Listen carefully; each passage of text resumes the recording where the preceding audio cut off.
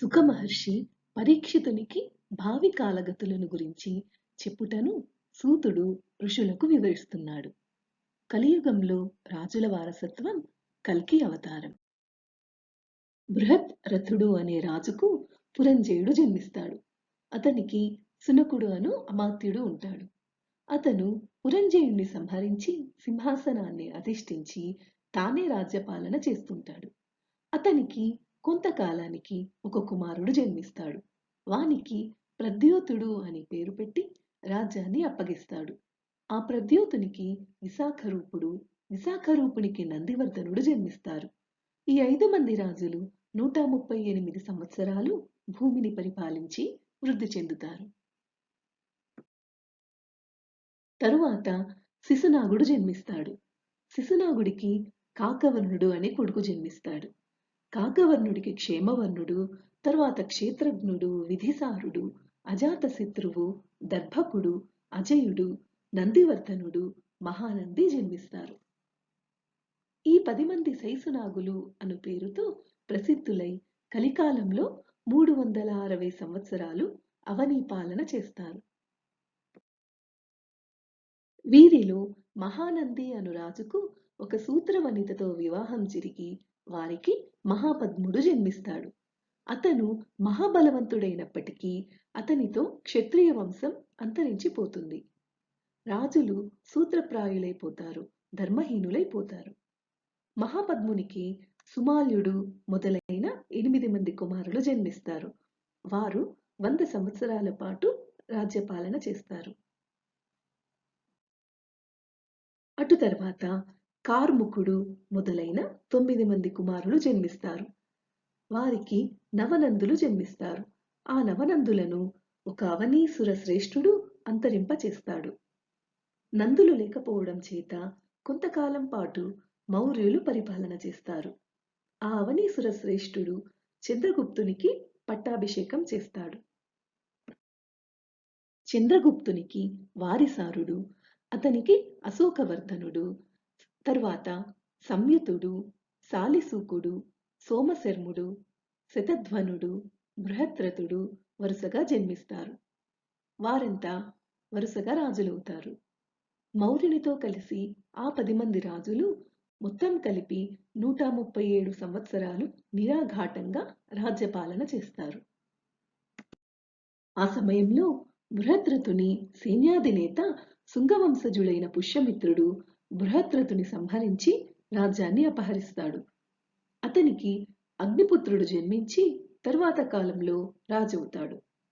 అతని తరువాత సుజ్యేష్ఠుడు, వసుమిత్రుడు, భద్రకుడు, పుళిందుడు, ఘోషుడు, వజ్రమిత్రుడు, భాగవతుడు, దేవభూతి వరుసగా తమ తండ్రి నుండి సంక్రమించిన రాజ్యాన్ని తాము గ్రహించి పరిపాలన చేస్తారు. ఆ 10 మంది శుంగులు 112 సంవత్సరాలు రాజ్యాన్ని నిలుపుకుంటారు. శుంగవంశజులలో చివరివాడైన దేవభూతిని కణ్వమంత్రి అయిన వసుదేవుడు వధించి తానే రాజ్యాధిపతి అవుతాడు. అతనికి భూమిపుత్రుడనే పుత్రుడు జన్మిస్తాడు.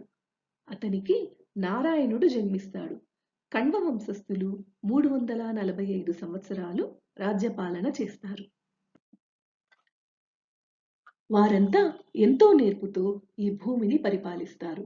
అయినప్పటికీ తమ అంతరంగంలోని మోహాన్ని తొలగించుకోలేకపోతారు. కాలం మిక్కిలి చంచలమైనదనే సత్యాన్ని తెలుసుకోలేరు. ఆ రాజుల గొప్పతనాన్ని సమగ్రంగా 1000 తలలు గల ఆదిశేషుడైనా చెప్పలేడు. వారు చాలా కాలం భూమిని పరిపాలిస్తారు. అయినా కూడా భ్రాంతిమగ్నులై ఈ భూమిలోనే అణిగిపోతారు. గుర్రములు, ఏనుగులు మొదలైన సంపదలు శాశ్వతమని నమ్మకూడదు. ప్రశాంత హృదయంతో హరిని స్మరించే సుజనులు అతనిలోనే చేరుకుంటారు. కణ్వ వంశంలో సుశర్ముడనే రాజు జన్మిస్తాడు. అతనికి భృత్యుడైన ఆంధ్రజాతీయుడైన వృషలుడు అనేవాడు సుశర్ముడిని వధిస్తాడు. అధర్మ మార్గంలో సంచరిస్తూ ఆ రాజ్యాన్ని అవక్ర విక్రమంతో అంటే ఎదురులేని పరాక్రమంతో పరిపాలన చేస్తాడు. అతని తరువాత అతని తమ్ముడు కృష్ణుడు రాజవుతాడు. తరువాతి కాలంలో శాంతకర్ణుడు, పౌర్ణమాసుడు, లంబోదరుడు, సిబ్బిలకుడు, మేఘస్వాతి, దమానుడు, అరిష్టశర్మ, తిలకుడు, పురీషసేతుడు, సునందనుడు, వృకుడు, జటాపుడు, శివస్వాతి, అరిందముడు, గోమతి, పురీమంతుడు, దేవశీర్షుడు, శివస్కందుడు, యజ్ఞశీలుడు, శృతస్కందుడు, యజ్ఞశత్రుడు, విజయుడు, చంద్రబీజుడు, సులోమధి అనే రాజులు వారసత్వంగా వచ్చి రాజ్య సంపదను క్రమంగా అనుభవిస్తారు. వారందరూ పరిపాలించిన కాలం 456 సంవత్సరాలు.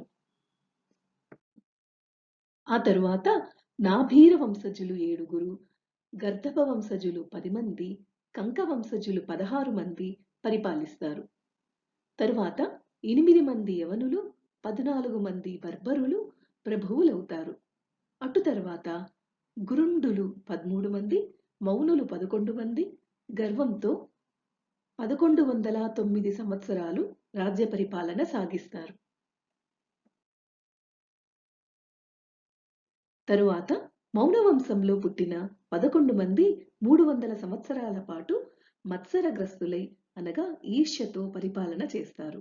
అదే సమయంలో కైలికిలులు అనే యవనులు పరిపాలన చేస్తారు. తరువాత భూతనందుడు, నవపంగిరుడు, శిశునందుడు, అతని తమ్ముడైన యశోనందుడు, ప్రవీరకుడు అనేవారు వీరులై 106 సంవత్సరాలు పాలకులవుతారు. ఆ రాజులకు 13 మంది కొడుకులు జన్మిస్తారు. వారిలో 6 బాహ్లిక దేశానికి అధిపతులవుతారు. మిగిలిన 7 కోసల దేశానికి అధిపతులవుతారు. తరువాత వైడూర్యపతులు నిషధ దేశానికి అధీశ్వరులవుతారు. పురంజయుడు మగధ దేశ ప్రభువుగా ప్రభవిస్తాడు. పులిందులు, యదువంశస్థులు, మద్రదేశీయులు అయిన తక్కువ జాతి జనులు బ్రహ్మజ్ఞానహీనులు, హరిభక్త విహీనులు కాగా వారికి ధర్మాన్ని ఉపదేశించి నారాయణుని పట్ల భక్తి తాత్పర్యం కలుగజేస్తాడు. తరువాత పద్మావతి నగరాన్ని రాజధానిగా చేసుకుని గంగ నుంచి ప్రయాగ వరకు గల భూమిని పరిపాలిస్తాడు. సూత్రప్రాయులైన రాజులు, వ్రాత్సులు, నాస్తికులు అయిన బ్రాహ్మణులు సౌరాష్ట్రమును, అవంతి, ఆభీరము, అర్బుదము, మాళవము అనే దేశాలకు అధిపతులవుతారు. సింధూ తీరంలోను, చంద్రభాగ పరిసరాలలోను, కాశ్మీర దేశంలోను మ్లేచ్ఛాకారులు అయిన రాజులు పరిపాలన చేస్తారు. వారికి తెలివితేటలు ఉండవు, ధర్మము, సత్యము, దయ ఉండవు. వారంతా క్రోధమాత్సర్యాలతో హెచ్చరిల్లి స్త్రీలను, బాలకులను, గోవులను, బ్రాహ్మణులను వధించడానికి కూడా వెనుకాడరు. పరధనం పైన, పరస్త్రీలపైన ఆసక్తి కలిగి రజోగుణంతోనూ తమోగుణంతోనూ మునిగి అల్పాయువులుగా, అల్పబలులుగా అవుతారు. శ్రీ విష్ణు పాదపద్మ మకరందంలోని రుచి వారికి తెలియదు. ఒకరి పట్ల ఒకరు వైరం పెంచుకొని యుద్ధాలకు సిద్ధపడి ప్రాణాలు కోల్పోతారు. ఆ సమయంలోని ప్రజలు కూడా వారి వేషభాషలను, శీలవృత్తులను అనుసరిస్తారు. అందువల్ల రోజు రోజుకు ధర్మం తగ్గిపోతుంది. 4 కులాలలోనూ ధనవంతుడైన వాడే ధాత్రీపాలకుడవుతాడు. బలం కలవాడిని కులం లేకపోయినప్పటికీ గొప్ప గుణవంతుడుగా పరిగణిస్తారు. కలిమి, బలిమి 2 ఉంటేనే లోకంలో రాజవుతాడు. ఈ విధమైన వ్యవహారంతో ప్రజలు దురాశాపరులై వ్యభిచారము, దొంగతనము మొదలైన వాటికి లొంగి ధనహీనులవుతారు. అడవులలో కూరలు, దుంపలు, పండ్లు తింటూ కొండలలో, గుహలలో తిరుగుతూ కృశించిపోయి కరువుకు, కాటకానికి, చలికి, గాలికి, ఎండకు, ఆకలికి భయపడిపోతారు. వారి ఆయుర్దాయం తగ్గిపోతుంది. వారి శరీరాలు కూడా చిక్కి చిక్కి చిన్నవైపోతాయి. ఇంకా రాజులు తామే దొంగలై తిరుగుతూ ఉంటారు. అధర్మంగా సంచరిస్తూ వర్ణాశ్రమ ధర్మాలను విడిచిపెట్టి శూద్ర సమానులై ఉంటారు. ఆ సమయంలో చెట్లు కూడా అంత ఫలవంతాలు కావు, అంటే ఫలాలను ఇవ్వవు. మబ్బులు లేక వర్షాలు కురవవు.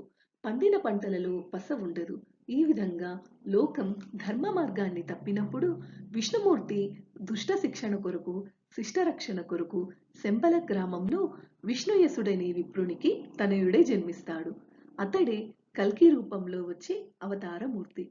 దేవతా సమూహాలు చూస్తూ ఉండగా దేవదత్త అనే అశ్వాన్ని అధిరోహించి కల్కి భగవానుడు దుష్టులను తన కత్తితో సంహరిస్తాడు. అప్పుడు భూమండలం దుష్టజన మండలం తొలగిపోవడం చేత ఒక వెలుగు వెలుగుతుంది.